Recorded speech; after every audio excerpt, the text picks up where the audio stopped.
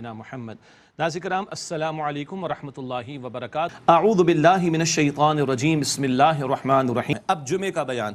یا ایھا الذین آمنوا، اے وہ لوگوں جو ایمان لائے ہو، اذا نودی للصلاۃ من یوم الجمعہ، جب جمعے کے دن نماز کے لیے پکارا جائے، فاسعوا الی ذکر اللہ وذروا البیع، تو لپکو اللہ کے ذکر کی طرف اور خرید و فروخت کو چھوڑ دو۔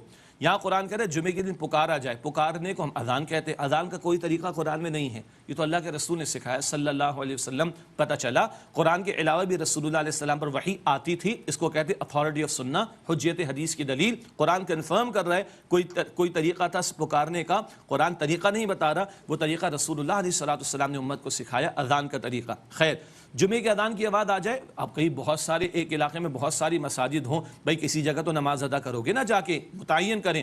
اذان جمعہ سے لے کے جمعہ ادا ہو جانے تک اس دوران میں کاروبار کرنا، معاش کی محنت کرنا، ساری مصروفیات یہ چھوڑ دینا ضروری ہے۔ اب لب کو اللہ کے ذکر کی طرف اہتمام کرو، بندہ غسل کرے، جو اچھا کپڑا دستیاب ہو، صاف ستھرا دھلا ہوا، نیا ہونا شرط نہیں، وہ پہنے، اور خوشبو لگا کر، یہ مردوں کی بات ہو رہی، مسجد میں اول وقت میں پہنچنے کی کوشش کرے۔ عورتوں پر جمعہ لازم نہیں، کہیں اگر انہوں نے ادا کیا، جیسے حرمین شریفین میں کبھی موقع مل جائے تو ادا ہو جائے گا، لازم نہیں کیا گیا عورتوں پر۔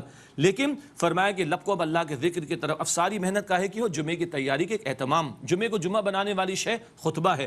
ظہر کے 4 فرض ہوتے ہیں نا، جمعے کے فرض کتنے؟ دو کہاں گئے؟ وہ 2 خطبے عطا کیے گئے، امام صاحب یہ خطبہ دے کے بیٹھتے نا، یہ 2 خطبوں میں اللہ کے رسول کیا کرتے تھے صلی اللہ علیہ وسلم؟ کان یقرأ القرآن ویذکر الناس، اللہ کے رسول قرآن پڑھتے، قرآن کے ذریعے نصیحت فرماتے، تو پورے ہفتے بھر کی غفلت دور ہو جائے گی قرآن کے بیان کے ذریعے سے۔ تو اس کا اہتمام ہو، جلد آؤ، نہا دھو کر آؤ، صاف ستھرا کپڑا پہن کر آؤ، خوشبو لگا کر آؤ، یہ ریسیپٹیو ماحول ہونا چاہیے، اٹینٹیو ماحول ہونا چاہیے۔ کس کا بیان ہوگا؟ قرآن کا بیان ہوگا۔ یہ خطبہ جمعہ کی اہمیت ہے۔ دنیا میں کوئی پروگرام کرنے کے لیے ایڈورٹیزمنٹ کرنی پڑتی، 100 لوگوں کو جمع کرنے کے لیے بڑے پاپڑ بیلنے پڑتے ہیں، اور ایک اذان کی پکار پر کروڑوں مسلمان بغیر کسی ایڈورٹیزمنٹ کے مسجد میں آتا ہے۔ کتنا بڑا پلیٹ فارم ہے جمعے کا خطبہ۔ بہرحال خطبہ کو بھی اس کی محنت و تیاری کرنی چاہیے۔ تو جمعے کے دن کو جمعہ بنانے والا، یہ نماز جمعہ کی جو اہمیت ہے وہ خطبے کی وجہ سے، نماز تو 5 وقتہ ویسے ہی فرض ہے اللہ تعالیٰ کی طرف سے، تو خطبے کی طرف لب کو، خطبہ پہلے ہے اور نماز بعد میں، جیسے کہ ہم دیکھ رہے، اور پہلے کچھ اور ترتیب تھی وہ آگے عرض کریں گے انشاءاللہ تعالی۔ تو فرمایا کہ فاسعوا الی ذکر اللہ، اللہ کی یاد کی طرف لب کو اہتمام کرو جمعے کی حاضری کے لیے، وذروا البیع، اور خرید و فروخت کو اور تمام معاش کی اور دیگر مصروفیات کو چھوڑ دو۔ ذالکم خیر لکم ان کنتم تعلمون، یہ تمہارے حق میں بہتر ہے اگر تم سمجھو۔ تھوڑی دیر کے لیے، آدھا 1 گھنٹہ لگے گا، یہ جو تم آ رہے ہو نا سب کچھ چھوڑ کر، یہ تمہارے حق میں بہتر ہے۔ کون فرما رہے؟ اللہ سبحانہ وتعالی، ہمارا خالق۔ فَإِذَا قُضِيَتِ الصَّلَاةُ فَانتَشِرُوا فِي الْأَرْضِ وَابْتَغُوا مِنْ فَضْلِ اللَّهِ، پھر جب نماز مکمل ہو جائے تو زمین میں پھیل جاؤ اور اللہ کے فضل میں سے تلاش کرو۔ بس اذان سے لے کے جمعہ ادا ہونے تک اس دوران میں کاروباری ایکٹیویٹی اور معاش کی محنتیں چھوڑ دو، اور نماز مکمل ہو گئی، جاؤ کماؤ، کوئی حرج کی بات نہیں، لیکن کیا فرمایا؟ اللہ کے فضل میں سے تلاش کرو۔ اول تو حلال کمانا چاہیے، حرام مال تو جہنم کے انگارے، لیکن جو عطا ہو رہا ہے وہ اللہ کا فضل ہے، تمہاری محنت کی کمائی نہیں ہے۔ فرما رہا اللہ وَابْتَغُوا مِنْ فَضْلِ اللَّهِ، تم اللہ کے فضل میں سے تلاش کرو۔ وَاذْكُرُوا اللَّهَ كَثِيرًا لَعَلَّكُمْ تُفْلِحُونَ، اور کثرت سے اللہ تعالیٰ کا ذکر کرو تاکہ تم فلاح پا سکو۔ کیا مطلب؟ جمعہ ادا کرنے کے بعد چھٹی، 1 ہفتے کی چھٹی، بھائی چھٹی کوئی نہیں ہے، مرتے دم تک اللہ تعالیٰ کا مسلم و فرد بردار بننا ہے۔ اب جمعے کے ادا کرنے کے بعد بھی اللہ تعالیٰ کا ذکر کثرت سے جاری رہے، جس میں تلاوت بھی ہے، اذکار بھی ہیں، دعائیں بھی ہیں، درود شریف بھی ہے، استغفار بھی ہے، اور کلمات جو نبی پاک علیہ السلام نے سکھائے، ان سب کا اہتمام بھی ہے۔ اور معاملات کرتے ہوئے بھی اللہ کو یاد رکھنا، حلال حرام کا خیال رکھنا، جائز ناجائز کا خیال رکھنا، یہ بھی ذکر الہی کا عملی تقاضا ہے۔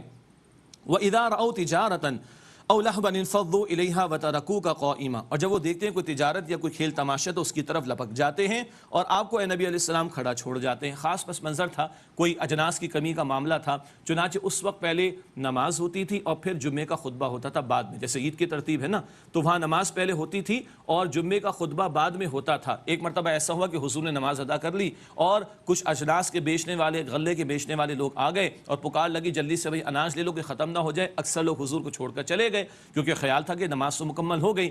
تو اس کے بعد جمعے کی ترتیب بدل گئی، توجہ رکھیے گا۔ اب جمعے کی ترتیب کیا ہے کہ خطبہ پہلے ہے اور نماز بعد میں ہے۔ تو بتایا گیا کہ دیکھو جب یہ کوئی تجارت دیکھتے ہیں یا کوئی کھیل تماشا اس کی طرف لپک پڑتے ہیں، دوڑ جاتے ہیں اس کی طرف، اور اے نبی علیہ السلام آپ کو کھڑا چھوڑ جاتے ہیں۔ قُلْ مَا عِنْدَ اللَّهِ خَيْرٌ مِنَ اللَّهْوِ وَمِنَ التِّجَارَةِ، آپ فرما دیجیے جو کچھ اللہ کے پاس ہے وہ کھیل تماشے تجارت سے بہتر ہے۔ الفاظ پہ غور کیجیے گا، پہلے تجارت اور پھر کھیل تماشے کا ذکر تھا، اب بتایا کہ کھیل تماشے اور تجارت سے بہتر۔ آج کے عہد میں کیا ہے، تجارت سے زیادہ کھیل تماشے زیادہ آڑے آ جاتے ہیں، یہ کھیل کود، اسپورٹس، کھیلنا وغیرہ کو بری بات نہیں ہے، جائز کھیل کی بات کر رہا ہوں، کھیل میں اتنا مشغول ہو جانا کہ حقوق اللہ بھی پامال ہو جائیں، حقوق العباد بھی پامال ہو جائیں، یہ غلط ہے۔ تو یہاں کھیل تماشے کا ذکر پہلے آیا، فرمایا ان سے فرما دیجئے جو کچھ اللہ کے پاس ہے وہ کھیل تماشے و تجارت سے بہتر ہے، واللہ خیر الرازقین، اور اللہ بہترین رازق ہے، بہترین رزق عطا فرمانے والا ہے۔ اس کی خاطر کچھ تم اوقات صرف کرو گے تو اللہ تعالیٰ تمہیں رزق عطا فرمائے گا۔ وہ نافرمانوں سرکشوں کو دیتا ہے تو کیا فرما برداروں کو نہیں دے گا؟ اللہ اکبر۔ سورہ جمعہ کے بعد سورۃ المنافقون کا آغاز کر رہے ہیں، نام سے ہی ظاہر ہے نفاق کا بیان آئے گا، منافقین کا تذکرہ آئے گا۔ وہ موضوعات جو ہم نے تفصیل سے مدنی صورتوں میں پڑھے، پچھلی نشستوں میں بھی عرض کیا تھا، سورہ توبہ میں ذکر آیا، سورہ نساء میں ذکر آیا منافقین کے تعلق سے، اب وہ ایک بہت ہی مختصر لیکن جامع انداز میں سورہ منافقون میں موضوع آ رہا ہے نفاق کے حوالے سے۔ منافقین کون ہوتے ہیں؟ زبان پر کچھ، دل میں کچھ اور ہوتا ہے، دعویٰ کچھ ہوتا ہے، عمل کچھ اور ہوتا ہے، کسی کے سامنے کچھ، کسی دوسرے کے سامنے کچھ اور۔ نبی پاک علیہ الصلوۃ والسلام کے عہد میں نفاق والے کون لوگ تھے؟ جنہوں نے اسلام قبول تو کیا مگر جب جان اور مال لگانے اور دین کی سربلندی کی جد و جہد کرنے کے لیے پکارا جاتا تو بھاگ لیا کرتے تھے۔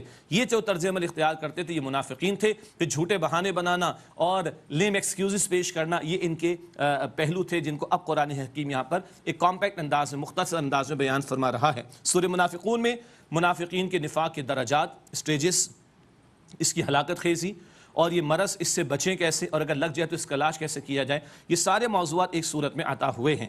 سورۃ المنافقون بھی مدنی صورت ہے۔ آئیے مطالعہ شروع کرتے ہیں۔ بسم اللہ الرحمن الرحیم۔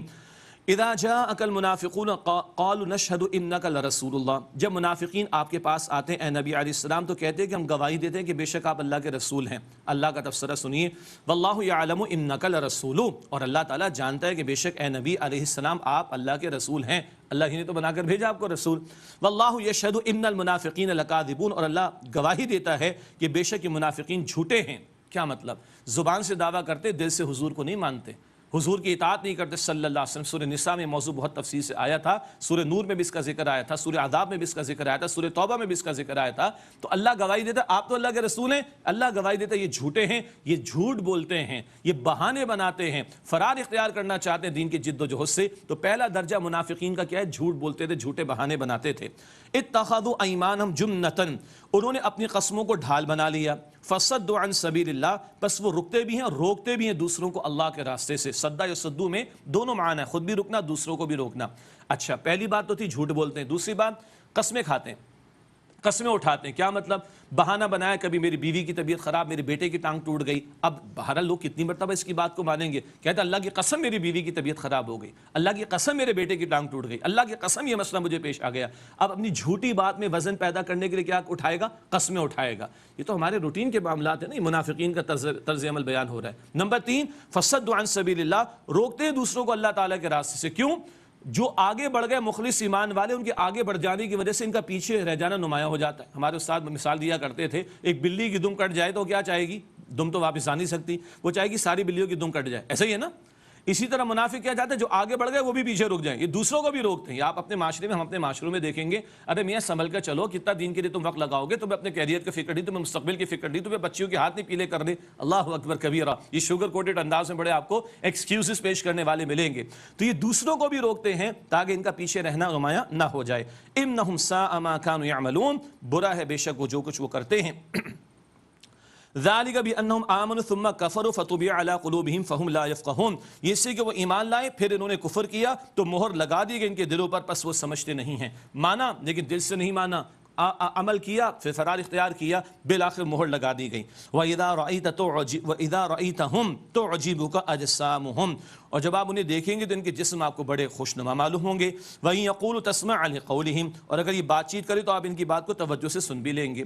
سمجھایا جا رہا ہے دنیا پرست منافقین ڈیل ڈول بھی ہوتے ہیں، ہٹو بچوں کی صدائی بھی ہوتی ہیں، اور ذرا امپریسو انداز میں گفتگو بھی کر لیں گے تو لوگ، عام لوگوں کی بات کر رہا ہوں، توجہ سے سن بھی لیں گے۔ تو ظاہر تو ایسا، حقیقت کیا ہے؟ کأنہم خشب مسندہ، گویا وہ لکڑیاں ہیں دیوار کے سہارے لگائی ہوئی۔ اللہ اکبر، درخت کو تنے کو اگر جڑ سے کاٹ دیں کھڑا نہیں رہ سکتا نا، تو سہارا کس بات کا دیا جاتا ہے؟ دیوار کا سہارا ٹیک لگا دی جاتی ہے۔ ان کا کردار تو ہے نہیں، ایمان کی گواہی تو دے نہیں رہے، اب جھوٹ موٹ کی باتیں، ظاہر کی جھوٹ موٹ کی باتیں اختیار کر کے چاہتے کہ ان کی واہ واہ کی جائے، ان کو کوئی امپورٹنس دی جائے۔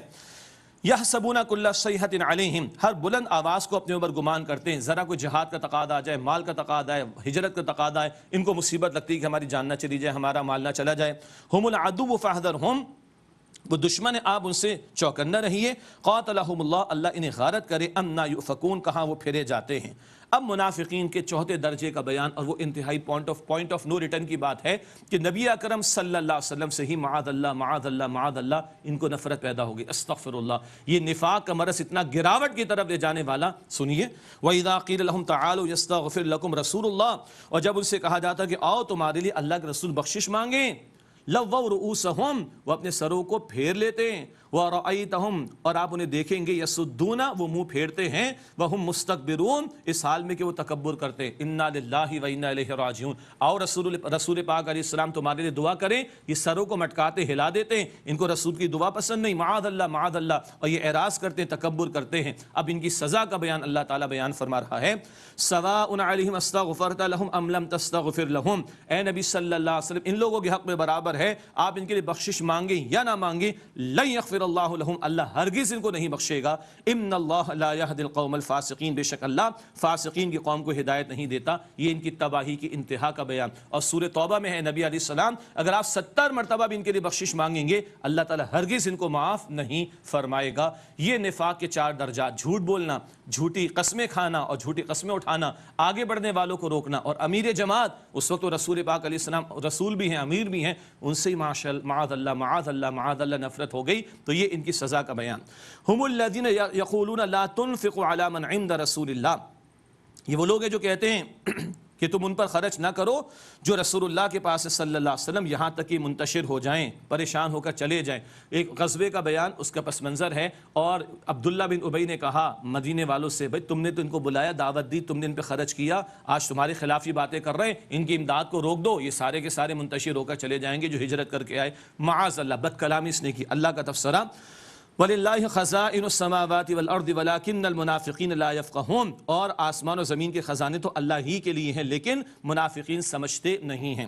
اگلی آیت کا بھی ایک پس منظر ہے. اس عبداللہ بن ابی نے کہا تھا بس یہ ہم واپس تو آ جائیں، غزوہ بنی مصطلق کا بیان ہے، ہم ذرا واپس تو آ جائیں، ہم عزت والے ہم ذلیل لوگوں کو نکال دیں گے. معاذ اللہ. اس پر اللہ کا تفسرہ، اور اللہ نے اس کو ذلیل کیا. عبداللہ بن ابی تو منافقین کا سردار تھا، بیٹے ان کا نام بھی عبداللہ، وہ ایماندار تھے، اور وہ سرحد پر آگے باہر مدینہ شریف کی، اور تلوار نکال کر کہا کہ اگر یہ الفاظ واپس نہیں لے گا تو میں اس کی گردن اڑا دوں گا. بیٹے سے ہی ذلیل کروا دیا. حضور نے منع فرما دیا، واپس بلا لیے کو چھوڑ دو، اس کو آنے دو. اس پر اللہ کا تفسرہ ہے. یقولون لئن رجعنا الی المدینہ لیخرجن الاعز منها الاذل، وہ کہتے ہیں کہ اگر ہم مدینہ کی طرف لوٹ کر گئے تو عزت والے ذلیل لوگوں کو وہاں سے نکال دیں گے. استغفر اللہ. اللہ کا تفسرہ، وللہ العزۃ ولرسولہ وللمؤمنین ولکن المنافقین لا يعلمون، اور عزت تو اللہ کے لیے اور اس کے رسول علیہ السلام کے لیے اور ایمان والوں کے لیے ہے لیکن منافقین علم نہیں رکھتے. اگلی آیت میں